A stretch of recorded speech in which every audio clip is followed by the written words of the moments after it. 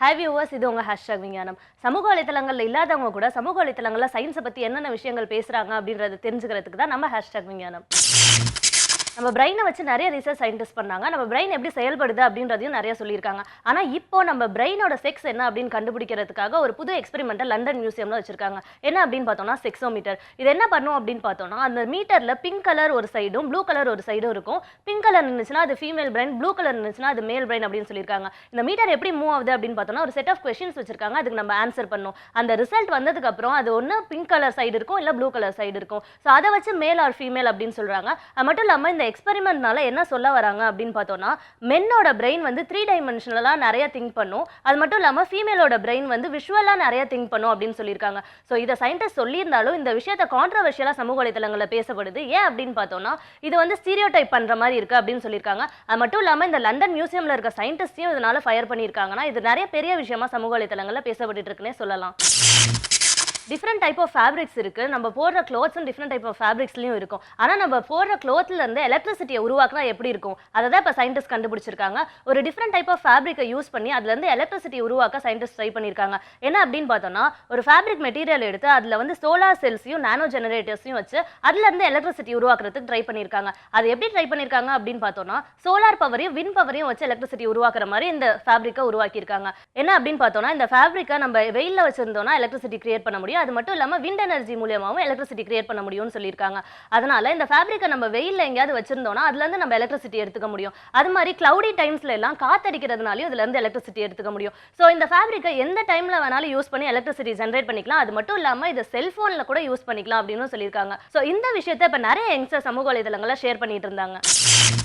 டெத்துன்றது மறுக்க முடியாத விஷயமா உயிரினங்கள் எல்லாத்துக்குமே இருக்கு. நம்ம இறந்ததுக்கு அப்புறமும் நம்மளோட மெமரிஸை ஸ்டோர் பண்ணி வைக்கணும் அப்படின்னு நம்ம நிறைய பேர் நினைப்போம். அதுக்கு இப்போ சைனால இருக்க சயின்டிஸ்ட் ஒன்று கண்டுபிடிச்சிருக்காங்க. என்ன அப்படின்னு பார்த்தோம்னா, PlayStation 5.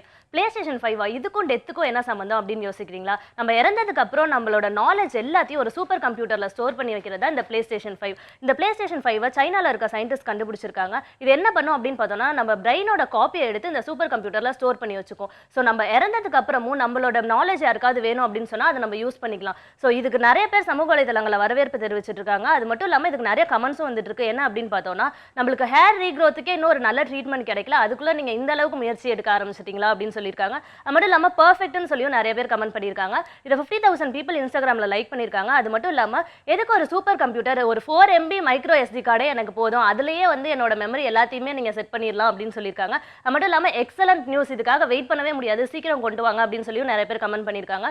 ஸோ இந்த விஷயத்தை நிறைய பேர் ஷேர் பண்ணிட்டு இருக்காங்க. அது மட்டும் இல்லாம ஏர்பிளேன்ஸ் வந்து எங்கேயாவது இடிக்க போனுச்சுன்னா அது நான் பயமா இருக்கேன் அப்படின்னு காமிச்சுக்கிற மாதிரி இருக்கிறதுக்கும் இந்த சூப்பர் கம்ப்யூட்டர்ஸை யூஸ் பண்ணலாம் அப்படின்னு சொல்லியிருக்காங்க. ஸோ இந்த விஷயத்தை நிறைய பேர் இன்ஸ்டாகிராம்ல லைக் பண்ணிட்டு இருக்காங்க.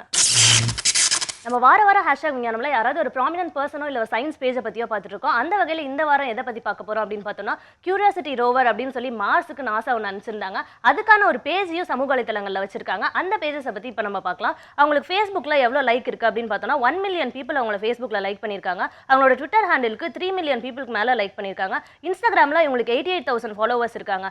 ஏன் 88,000 ஃபாலோவர்ஸ் தான் இருக்காங்க அப்படின்னு பார்த்தோம்னா, இவங்களோட பேஜ் வந்து அன்அஃபிஷியலாக இருக்குது. அவங்களுக்கு அஃபிஷியலாக ஒரு பேஜ் இருந்தால் இன்னும் நிறைய லைக்ஸ் வந்திருக்கும் அப்படின்னு நிறைய பேர் இன்ஸ்டாகிராம்ல அந்த பேஜ்லயே கூட கமெண்ட் பண்ணிட்டு இருக்காங்க. அது மட்டும் இல்லாம இப்போ நாசா கியூரியாசிட்டி மார்ஸ் ரோவர் அப்படின்ற சமூக வலைத்தள பக்கங்கள்ல ரீசெண்டா கியூரியாசிட்டி ரோவர் எடுத்த போட்டோஸ் எல்லாத்தையும் போஸ்ட் பண்ணிருக்காங்க. இந்த போட்டோஸ் எல்லாத்தையும் நிறைய பேர் இப்ப ஷேர் பண்ணிட்டு இருக்காங்க. அந்த போட்டோஸ் எல்லாத்தையும் நீங்க இப்ப பார்த்துட்டு வாங்க.